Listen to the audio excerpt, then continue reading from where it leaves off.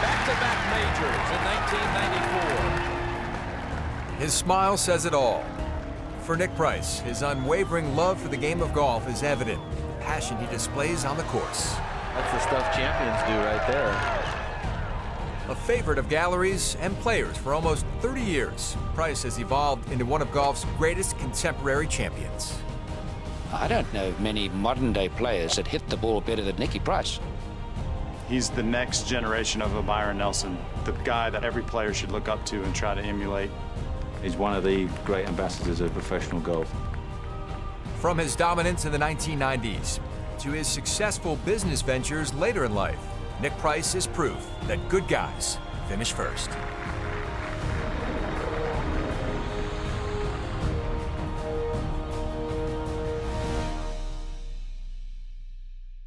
The country and the golf that we played when we were kids isn't anything like the golf that we played on tour. We played golf just for fun when we were kids. There was no ulterior motive for us, you know, hey, we're going to be pros one day. We didn't even know about professional golf. It made a lot of kids believe that it doesn't matter where you come from.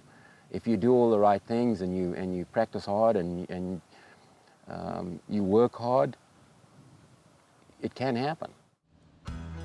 For Nick Price, his passion for the game of golf began in 1972 in his home country of Zimbabwe. I suppose growing up in that environment when you don't have so much to choose from and so much available to you, that's one thing that I did learn at an early age, to look after the things that I got. And I can remember I had to get on my hands and knees and beg my mom, you know, for the set of clubs, because I had, when I first started, a real hodgepodge set which actually had some old hickories in there that we had bought from an old pawn shop. And those clubs really what got me started. Some had steel shafts, some had plastic coated steel shafts, and some had hickory shafts.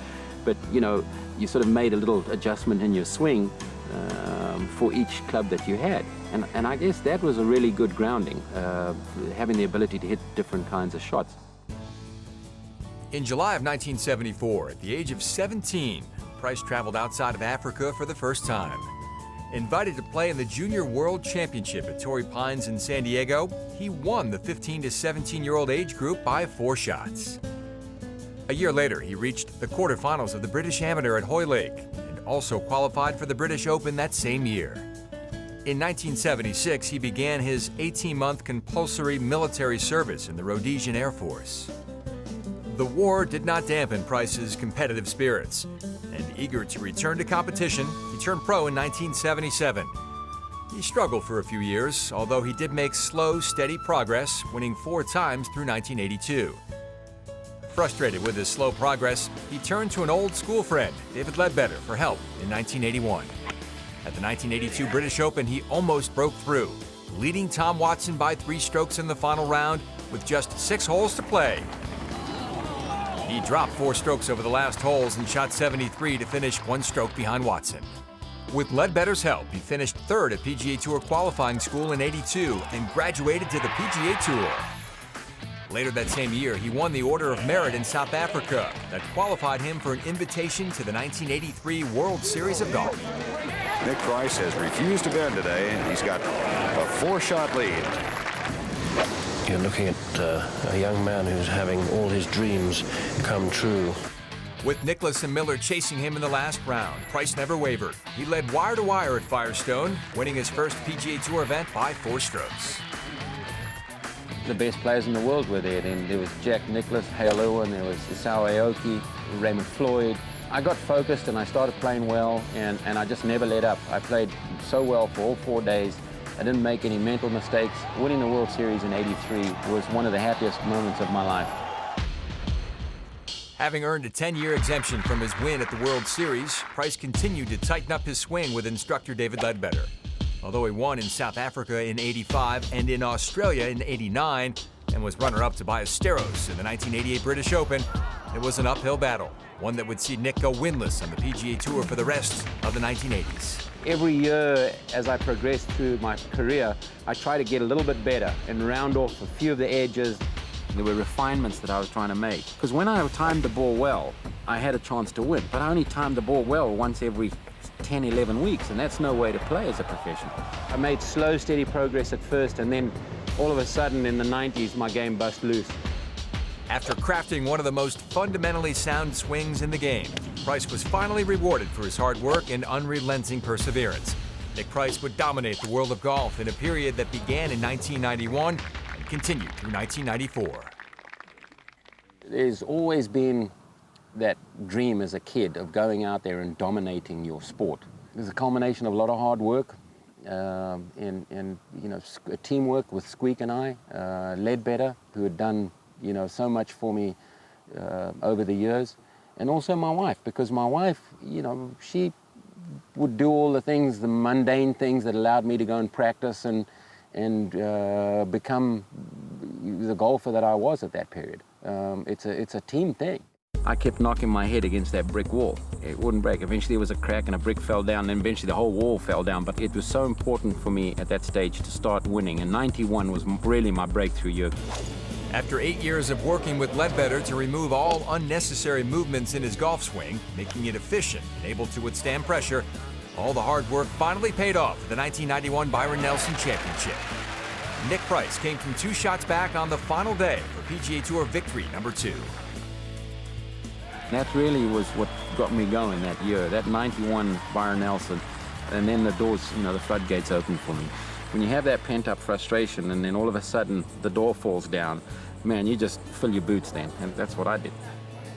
Price continued his momentum later that same year at the Canadian Open. 5 straight birdies on the back 9 vaulted Price to a 1-shot win at Glen Abbey Golf Club. He gets on these streaks. There's no stopping Nick. I'd come out of a period where you couldn't really call it a slump, but it was more like a growing period and a maturing period in my career. Winning the Canadian Open the first time in 91 was my second win of that year, and it just broke me out of this sort of like journeyman mold. I was almost stuck in a rut, and then to win the Byron Nelson in the Canadian Open in the same year was huge. Price would finish the year 7th on the PGA Tour money list. First time he had broken through into the top 10 in his career. But the breakthrough performance that put Nick on the map as one of the world's elite players came the following year, the 1992 PGA Championship at Bellerive. The course was long and played difficult all week. This 100-foot putt helped to position Nick just 2 strokes behind tournament leader Gene Sowers. As they entered the final day, only a handful of golfers were under par. I think it's all about strategy, that golf course, and that you don't make mistakes. If Gene Sowers hadn't made mistakes that day, he would never have given me a chance to win. But I remember he double bogeyed the 6th hole. He hit it in the water and then hit it over and chipped and putted and made double. And that basically brought 3 or 4 of us into the picture. Price remained steady throughout the day with 10 consecutive pars, making his move with a birdie on 11 from the fairway bunker. Another birdie on the par 3 16th gave him the lead for good. 2 pressure-packed pars later, and Nick Price had won his first major championship. It feels really good. I feel like I got a monkey off my back. I mean, a big one, and in fact, a troop of them. Nick would win again in '92 at the Texas Open, birdieing 3 of the last 4 holes to forge a playoff and a win on the first playoff hole. He also won the season-ending PGA Grand Slam of Golf before heading south, where he won the Air New Zealand Open. In all, he collected more than $1 million in earnings on the PGA Tour for the first time in his career. By the end of 1992, Price had become one of the premier players in the world. He would continue to solidify himself in 1993, beginning with the Players' Championship in March. Price manhandled the course with a wire-to-wire 18-under par performance. Chased by Norman, O'Meara, Longer, Azinger, and Stewart in the last round, Price made 4 straight birdies from 9 through 14, separating him from the field and giving Price a decisive 5-shot win over the best field in golf at TPC Sawgrass. You can make an argument for Nick Faldo, and you can make just as strong an argument at this moment that this is the finest player in the sport of golf. I remember 16 well that day because I'd hit my second shot left of the green. I was walking up by the 17th green, and Greg Norman was playing 17, and he hit his tee shot in the water. That gave me a little bit of a cushion. I then chipped my ball up to about 4 or 5 feet, made the putt for birdie, and picked up like 3 shots on Greg, who I think was my closest at that stage. I got on a 17T, and I said to Squeak, my cat, I said, just don't give me an odd yardage. Give me a number that I can hit to, because the problem with 17 is you hit one in the water, that might just be the beginning. You know, you might be there for half a day trying to get the ball on the green. And I picked my spot in the middle of the green. As soon as I hit that shot on the green, as soon as it came off the club face, I knew that I'd won. I think more than anything else, it's wonderful feeling to win there, but the sense of accomplishment that having beaten that golf course or beaten everyone else on that golf course is more important. Later that same year, Price became the first PGA Tour player in 13 years to win in 3 consecutive starts. The first victory came in June at the Greater Hartford Open. Nick Price, another 65. He followed that up the very next week, going wire-to-wire at the Western Open. Back-to-back victories for Nick Price. Price completed the trifecta in style at the St. Jude Classic.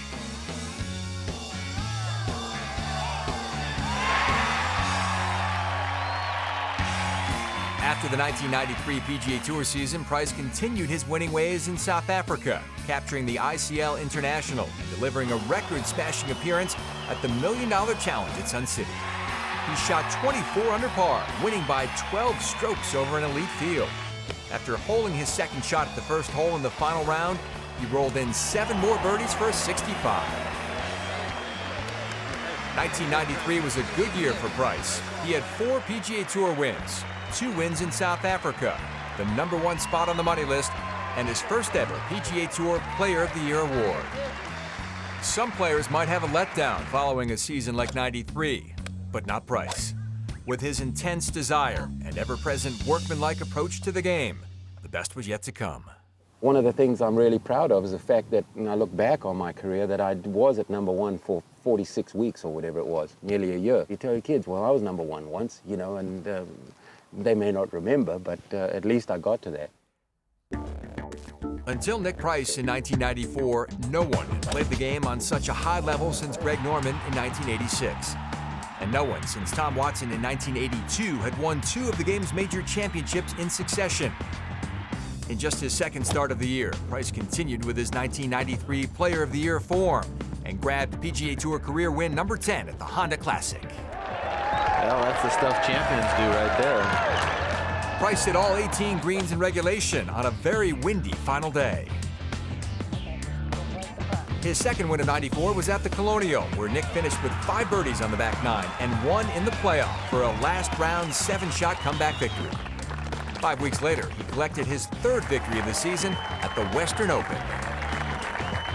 You know, I felt that during that period that when I played well, that I had a really good chance to win, and I think that was probably the biggest thing about that summer of '94. But the summer was just heating up for the 37-year-old. Going into the British Open in '94, all my ducks were in a row going in there. It was just a very exciting time in my life, and although I didn't hit the ball particularly well the first 3 days, I played myself into contention.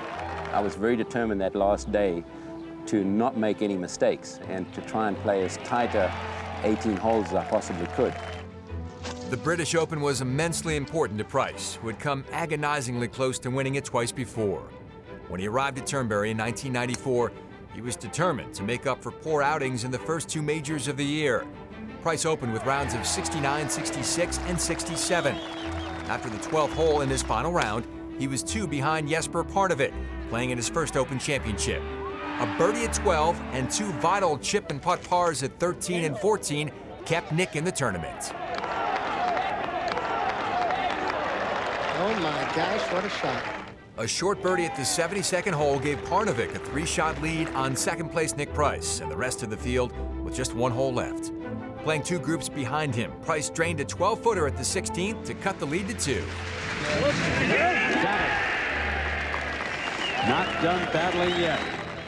17 was a birdieable par 5 all week, and what I was trying to do was to make a birdie and so that I could get to 18 and at least have the option to attack it. At this stage, I think I was still 2 behind. I pushed my drive a little bit and it sort of went around the bunker to the right, and I knew short right of the green where the pin was cut, there were some swales and some mounds on the front right of the green that if I'd got stuck into those, it would have been difficult to get the ball close and make birdie. So I wanted to play to the back left half of the green, so basically taking anything short out of play. and I cut a 4-iron in there, and it was a beautiful shot, well struck, and just had a very gentle fade on it, and it caught the left edge of the green and rolled up, I guess about 50 feet away from the flag. While Price was lining up his eagle putt, Parnevik was in trouble at the 18th and needed this for par. And there it is. Now all Price needs out at the 17th is a birdie to draw even. But it would be more than birdie for Price at 17. I hit this putt and I read it just perfect. It started taking the break. I started running because I knew it was going to be close. Nick Price is the leader.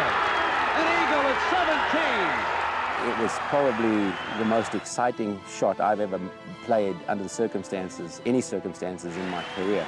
I mean, the crowd went crazy. I was jumping around. Squeak was hugging and kissing me. A par at the last, and Nick Price completed one of the most memorable 3-hole finishes in major championship history. Birdie, eagle, par. After having his left hand on the claret jug in '82 and the right hand on it in '88, Nick Price finally was champion golfer of the year. The fairy tale season would continue at the season's final major, the PGA Championship. Despite last-round challenges from Greg Norman and Corey Payne, Price held his ground, birdieing the 3rd and 4th holes. A 3-iron to 20 feet on the 8th hole set up another birdie and the front 9 of 32.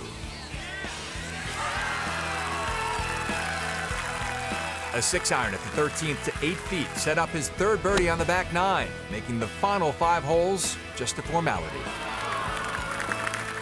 Price overpowered the field on the very difficult Southern Hills course and solidified his place in history with a record-performing 4-day total of 271 that gave him a dominant 6-stroke win. It was the lowest 72-hole total in any U.S. major championship.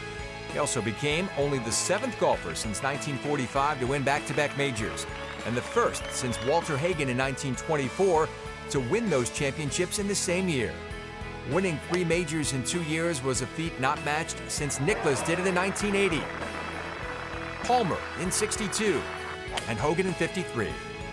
One thing I was most proud of is the fact that when I played good through that period, I had a very good chance to win, and it was fun. Kind of feel what Tiger feels every week these days. By the end of 1994, Price had completed one of the most prolific PGA Tour seasons ever, winning a total of 6 times that year. He collected his 2nd straight Player of the Year honor, but more importantly, Nick Price had taken the reins as the #1 player according to the official World Golf Rankings, a position he would hold for 43 consecutive weeks. It was really gratifying getting to that #1 spot, but it wasn't something that I set out to do in my career. It was a byproduct and a reward for all the great play that I had put in up until then. Certainly, if I look back in my career, no one ever says to me when I'm 70 years old, you know, where did you ever get to in the world? I'll say, well, I held the #1 spot for nearly a year. That's pretty rewarding enough. Well, Squeak, bud, this win's for you, huh? Jimmy and I can't wait for you to get back out here, bud. Just, you know how many people are pulling for you and praying for you, so I'll speak to you tonight. As Nick Price played the final round of the 1997 Verizon Heritage, his thoughts were away from the course and with his longtime friend and caddy, Squeaky Medlin, who was at home fighting for his life. Squeak was a big part of Price's success. He was on the bag for all of Nick's 14 wins in the middle 1990s. It's the best. I mean, I've always wanted the front row seat. I mean, just to walk down the fairways and be in contention, that's the most fun you can have. He and I have got on our own wavelength there, and we work very well together. He knows my game, he knows my personality very well, and I think that he knows what to say and when to say it. Got that guy in the head in the red.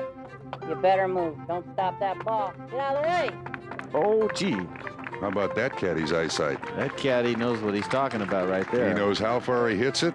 We've had a great friendship and a great relationship, and he's very positive, and he's helped me a lot in being able to stay positive. Coming down 18 at Turnberry, I was ready to hang back after Nick had hit his 7-iron onto the green, and just the type of guy he is. He said, come on, no, you're walking up here with me. He said, let's enjoy this together. Almost 2 years after that victorious Sunday in July, Squeaky was diagnosed with leukemia. In April of 1997, with Squeaky in the midst of battling the disease, Nick Price did the only thing he knew to brighten the spirits of one of his closest friends: win. Price went wire to wire at the Heritage for his first tour victory in more than 2 seasons. I can't tell you how happy I am right now. There's been a lot going on off the golf course for me, and you know, just to try and put it aside and try and go out there and play has been pretty tough. But you know, obviously, you know, this one I won this one for Squeak, and I just hope it gives him a boost, and I hope he watched the whole thing and he got a real charge out of it. Less than 2 months later, one of the most beloved figures in the game, Jeff Squeaky Medlin, passed away at the age of 44.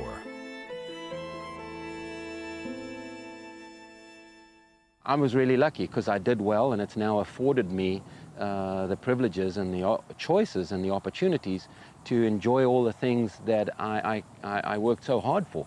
I knew when I was playing well that there was a pot of gold at the end of the rainbow. The latter stages of Nick Price's PGA Tour career saw him hoist several more trophies. Through the rest of the decade, he would win twice on the PGA Tour, once in Morocco, 3 Zimbabwe Opens, 5 victories in South Africa, and 1 in Japan. But probably the most dramatic and exciting win was his 1998 win at the $1 Million Challenge at Sun City in a 5-hole playoff over Tiger Woods. Price carded 6 consecutive birdies from the 9th through the 14th holes, with Woods matching Price almost shot for shot throughout the day. On the 17th, Woods made an 18-foot birdie putt to pull within 1 of Price. Then on the 18th, needing birdie to force a playoff, Woods chose to chip with a wedge from the fringe, 25 feet from the hole. Woods and Price both finished regulation play with 66s, tied at 15 under.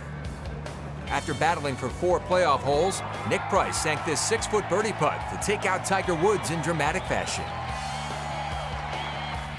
Price's last win came at the 2002 Colonial.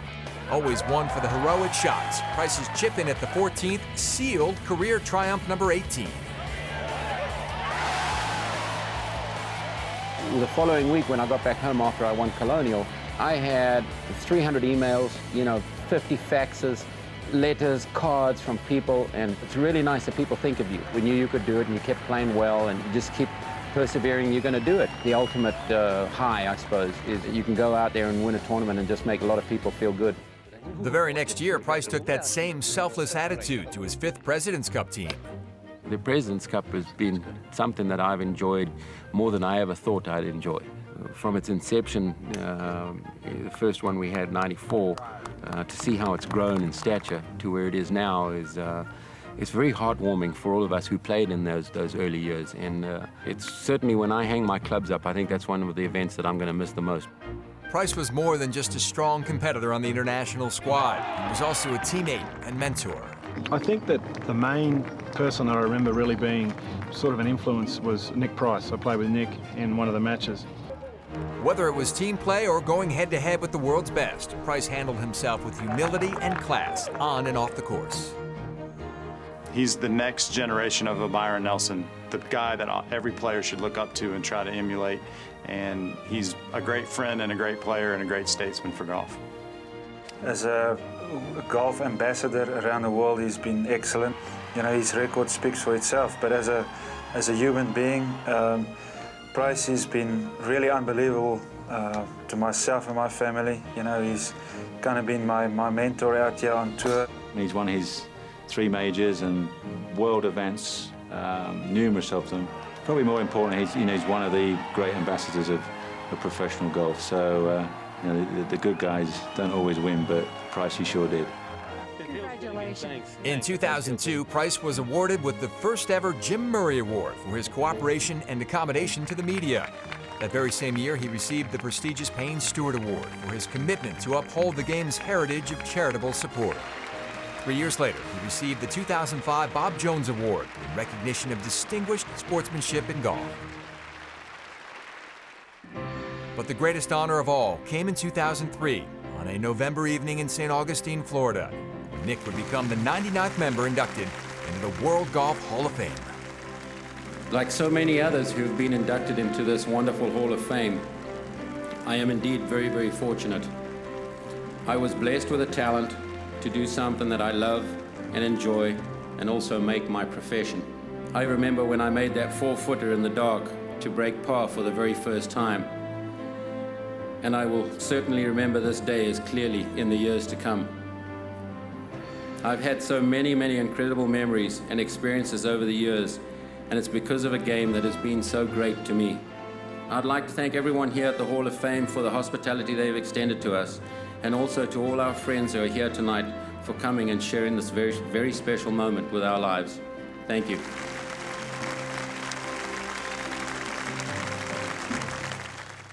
I'm not a greedy person, so I have just the right amount. I think I do 8 corporate outings a year. I do 4 or 5 charity days, and it's a comfortable life for me. My mom always used to say to me, you'll always be exactly where you want to be in life. You'll work as hard or you'll do as little work as need be to get to where you want to. I went flat out for a long time, and so it's nice to sit back and just smell the roses and soak in the sunlight.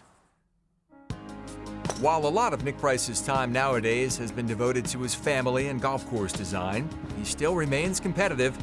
In February of 2007, Nick Price made his Champions Tour debut at the Allianz Championship. I think most of the guys out there I've played a lot of golf with over the years, guys I started on tour with, and also guys that I respected a lot, you know. But those guys can play. I mean, there's no doubt. If you're going to go out there and play, you're going to have your game in shape. Every golfer who gets to 48, 49 and he loses his edge looks forward to going out and trying to win or having a chance to win on the Champions Tour. It's like a second life for us. There's not much you can look forward to when you get to 50, but for us, it's a golden opportunity. Champions Tour is going to be where I'm going to make my home. Life has been quite a journey for Nick Price. In his unique journey, he has persevered.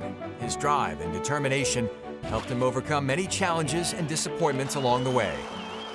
His journey generated fame and fortune, neither of which changed him in any way. He's been golf's ambassador, taking the game around the world, winning on 4 continents, but never losing sight of what is important. Nick has always put his family first. He loves and respects the traditions of golf and upholds all that the game stands for. Nick gives back to the game and his community. He brings the same joy and enthusiasm to each day as he did as a 9-year-old back in Rhodesia, about to go fishing with his family or golfing with his dad. Throughout this remarkable global journey, Nick has remained connected to people. This connection defines him. Having traveled to all the different countries in the world, playing so many different golf courses, so many different tournaments, meeting so many wonderful people. When I think about the way I started playing golf and why I started playing golf and where I am now, it's hard to imagine. I still have to pinch myself every now and then. I mean, it's almost like wishing you could go to the moon. I mean, that's how wonderful it's been for me. He's a gentleman, family man, golf ambassador, steadfast friend, approachable stranger. Nick Price proves that good guys do finish first.